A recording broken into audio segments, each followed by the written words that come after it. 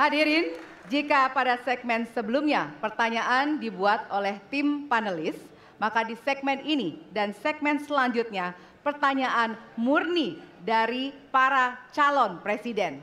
Jawaban pertanyaan akan ditanggapi oleh capres penanya untuk kemudian direspon kembali oleh calon presiden yang menjawab. Sebelumnya, kita undang kembali seluruh calon presiden untuk naik ke atas panggung. Kami persilakan Bapak untuk menuju ke panggung utama.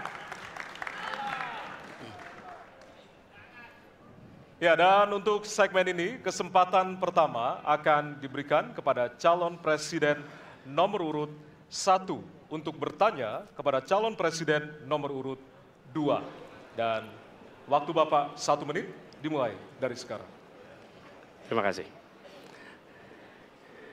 Pada tanggal 25, Pak Prabowo mendaftar ke KPU sebagai pasangan calon presiden, calon wakil presiden. Sesudah keputusan MK. Dan kemudian di MK dibentuk MK-MK. Yang hasilnya mengatakan bahwa terjadi pelanggaran etika berat. Yang menyebabkan keputusan yang dibuat oleh MK secara etika bermasalah. Kemudian Bapak punya waktu sampai dengan tanggal 13 November. Karena di situ adalah waktu terakhir untuk mengambil keputusan bila ada perubahan.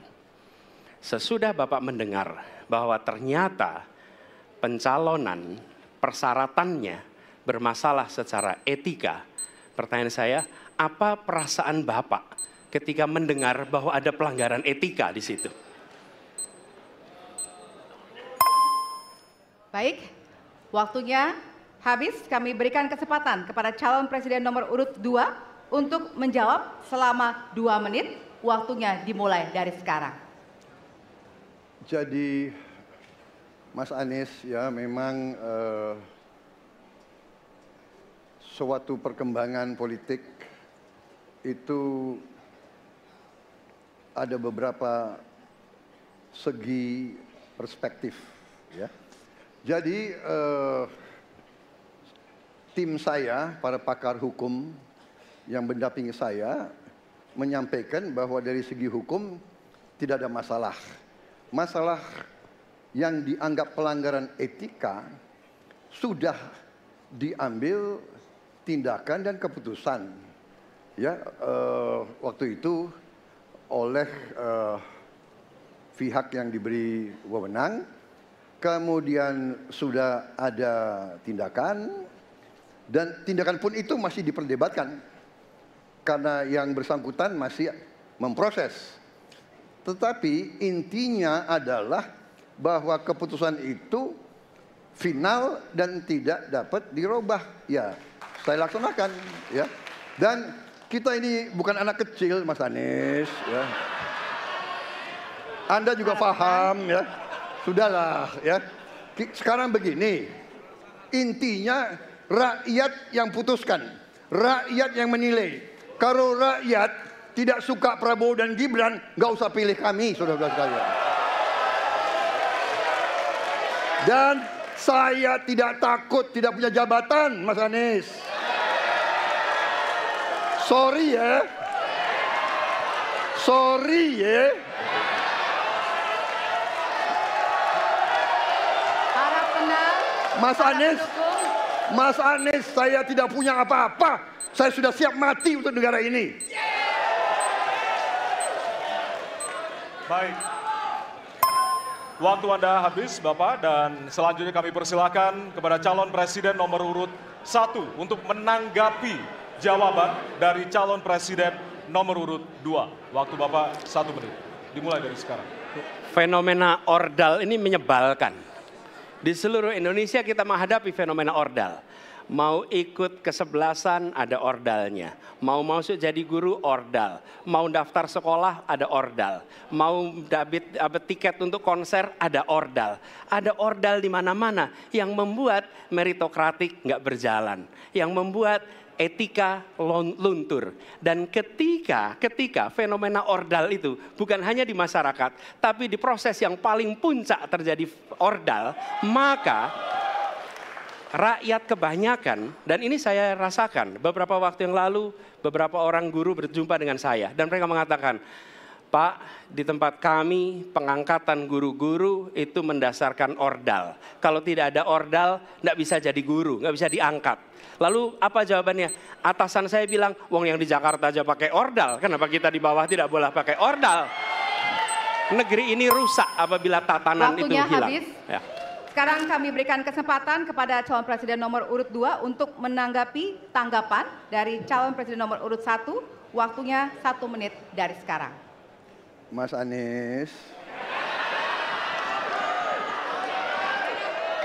Dalam demokrasi, kekuasaan tertinggi ada di rakyat. Hakim yang tertinggi adalah rakyat. Tanggal 14 Februari, rakyat yang akan mengambil keputusan.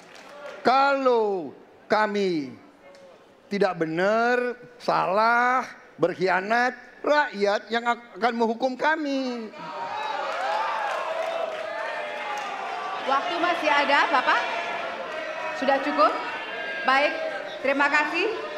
Harap tenang hadirin, kita akan lanjutkan. Ya, kita akan lanjutkan. Dan untuk kesempatan ini kami berikan kepada calon presiden nomor urut 2 untuk bertanya kepada calon presiden nomor urut 3. Dan waktu Bapak 1 menit dimulai dari sekarang. Mas Ganjar punya pengalaman sebagai gubernur. Saya ingin bertanya bagaimana pemikiran Bapak untuk mengatasi pengangguran yang masih banyak, terutama lulusan-lulusan sekolah dan sarjana yang belum tertampung. Mungkin pengalaman Bapak bisa Bapak memberi suatu pencerahan kepada kami. Terima kasih. Waktunya masih ada, Bapak ada yang ingin ditambahkan? Baik, cukup. Oke. Selanjutnya kami berikan kesempatan kepada calon presiden nomor urut 3 untuk menjawab selama 2 menit. Waktunya dimulai dari sekarang. Terima kasih Pak Prabowo. Isu ini sangat kontekstual dan saya kira dari pertanyaan masyarakat begitu sulitnya mendapatkan pekerjaan. Ada beberapa poin Pak. Yang pertama adalah membuka ruang investasi yang cukup besar dengan cara memastikan penegakan hukumnya bisa berjalan baik, kepastian hukumnya berjalan dengan baik, transparan, akuntabel, mudah, murah, cepat dalam sebuah layanan. Tanpa itu dilakukan, mereka akan minggat dan mereka akan pergi, tidak mau datang. Yang kedua, ketika mereka datang, sudah masuk berinvestasi katakan, pusat-pusat pertumbuhan sudah diberikan kepada mereka oleh pemerintah dengan fasilitasi kawasan industri umpama, insentif pajak umpama, kemudahan perizinan, ease of doing business umpama, maka ketika kemudian itu sudah berjalan, Pak, yang mesti disiapkan adalah SDM. Ketangguhan SDM untuk menjemput itulah yang kita siapkan. Apa itu? Sekolah vokasi, nggak ada yang lain. Dan kemudian SDM inilah yang kita bisa pastikan bahwa mereka sampai dengan 12 tahun mesti sekolah dan gratis. Inilah yang kemudian bisa kita dorong untuk kemudian mereka bisa naik. Ada juga tindakan afirmasi sekaligus untuk menurunkan kemiskinan adalah setiap satu keluarga miskin kita kasih kesempatan satu anaknya sampai ke perguruan tinggi. Karena itulah yang akan membongkar dan kemudian memberikan ruang pekerjaan yang jauh lebih banyak kepada mereka. Maka peran-peran inilah yang mesti kita dorong. Kawasan industri Kendal sudah bekerja sama dengan 100-an lebih sekolah vokasi. Kawasan industri di Batang sedang kita siapkan, bahkan kita bangunkan sekolah. Kerjasama antara pusat, provinsi, kabupaten menjadi begitu penting untuk memfasilitasi itu dan kemudian tugas kita mensosialisasikan untuk mereka bisa terlibat di dalamnya. Baik. Ya, waktu Anda habis Bapak dan kami persilakan kepada calon presiden nomor urut 2 untuk menanggapi jawaban dari calon presiden nomor urut 3. Waktu Bapak 1 menit. Saya senang mendengar jawaban itu.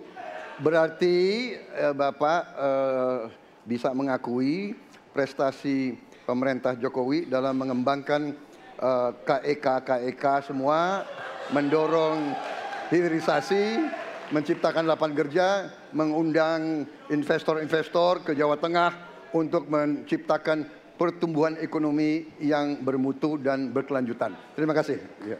Waktunya masih ada, Bapak? Cukup. Cukup. Baik, selanjutnya kita berikan kesempatan kepada calon presiden nomor urut 3 untuk menanggapi tanggapan dari calon presiden nomor urut 2. Waktunya 1 menit dari sekarang. Pak Prabowo, terima kasih. Ketika kami merancang kawasan-kawasan industri dan bagaimana percepatan itu kita lakukan, kami duduk dengan para menteri, bahkan kami duduk dengan presiden. Kami punya pikiran yang sama dalam merancang ini karena kita ingin menjemput 2045 sebagai negara maju, negara unggul. Itu yang harus kita ciptakan. Maka ketika kemudian soal setuju tidak setuju, kami hampir 10 tahun. Bahkan proyek-proyek strategis nasional yang ada di Jawa Tengah, saya bereskan, Pak. Karena itu bentuk tanggung jawab kami sebagai wakil pemerintah pusat di daerah, dan kami tahu posisi itu agar kita berada dalam satu barisan menjemput keunggulan Indonesia di 2045. Masih ada waktu, Bapak? Cukup. Cukup? Baik. Ya, dan selanjutnya kita akan berikan kesempatan calon presiden nomor urut 3 untuk bertanya kepada calon presiden nomor urut 1. Dan waktu Bapak 1 menit dimulai dari sekarang. Mas Anies pernah menjadi gubernur ibu kota. Dan hari ini menjadi isu publik, saya barusan dari IKN. Mas Anies, dengan berbagai kondisi yang ada di Jakarta, traffic jam, orang bermigrasi, bagaimana polusi yang terjadi, saya pengen dapat statement yang clear dari Mas Anies. Apa pendapat Mas Anies ketika kemudian Indonesia sentris itu ingin dibangun, mimpi besar anak bangsa sejak presiden sebelumnya ingin dibangun untuk memindahkan ibu kota dari Jakarta ke IKN. Silakan. Baik, waktunya masih ada, Bapak? Cukup. Cukup, baik. Terima kasih. Kemudian kami silakan calon presiden nomor urut 1 untuk memberikan jawaban selama 2 menit, dimulai dari sekarang. Kalau ada masalah jangan ditinggalkan, diselesaikan. Itu filosofi nomor 1. Jadi ketika di Jakarta menghadapi masalah, maka masalah lingkungan hidup, masalah lalu lintas, kepadatan penduduk, ini harus diselesaikan. Ditinggalkan tidak kemudian membuat otomatis selesai. Justru ini yang harus dibereskan. Kalau kami melihat, begitu kita bicara lalu lintas, kontribusi aparat sipil negara di dalam kemacetan itu hanya 4-7%. Jadi nggak akan mengurangi kemacetan di sini. Yang kedua, soal lingkungan hidup. Kalau yang pindah itu pemerintah, bisnis, keluarga masih tetap di sini, masih tetap ada masalah. Karena itu kami berpandangan, masalah yang di Jakarta harus diselesaikan dengan transportasi umum yang dibangun. Kemudian yang kedua, menambah taman yang dibangun, transportasi umum berbasis elektrik. Dan itu semua dikerjakan untuk membuat Jakarta menjadi kota yang nyaman, aman, kota yang membuat kita bisa hidup dengan sehat. Itu terkait dengan Jakarta. Jadi jangan kita meniru pemerintah Belanda. Mereka punya kota tua. Ketika kota tua turun permukaan, mereka pindah ke selatan, bikin di sekitar Monas. Ditinggalkan, masalah tidak diselesaikan. Kita harus menghadapi masalah dengan menyelesaikan. Lalu yang kedua, terkait dengan IKN. Ketika kita memiliki masalah yang masih urgen di depan mata kita, di Kalimantan sendiri, kebutuhan untuk membangun sekolah yang rusak sangat banyak. Membangun kereta api atau jalur tol antar kota di Kalimantan itu urgen. Yang merasakan dari uang itu siapa? Rakyat.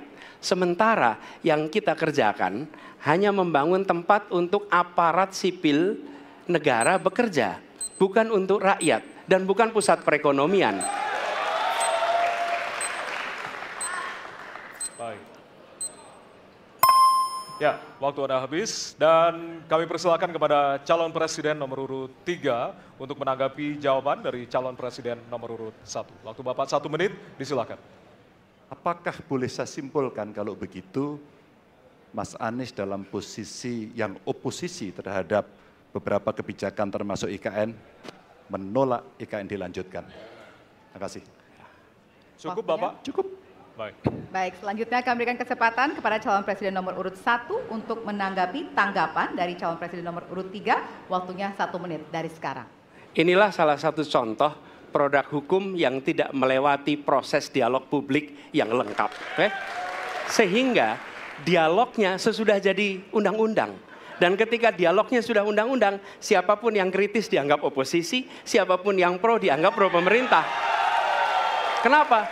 Karena tidak ada proses pembahasan yang komprehensif yang memberikan ruang kepada publik. Ini negara hukum, bukan negara kekuasaan. Dalam negara hukum, berikan ruang kepada publik untuk membahas sebuah peraturan sebelum dia ditetapkan.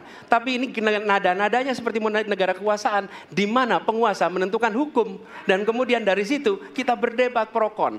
Kami melihat ada kebutuhan-kebutuhan urgen yang dibangun untuk rakyat. Kalau hari ini kita belum bisa menyiapkan pupuk lengkap, tapi pada saat yang sama kita membangun sebuah istana untuk presiden, di mana rasa keadilan kita? Oke? Waktunya sudah habis.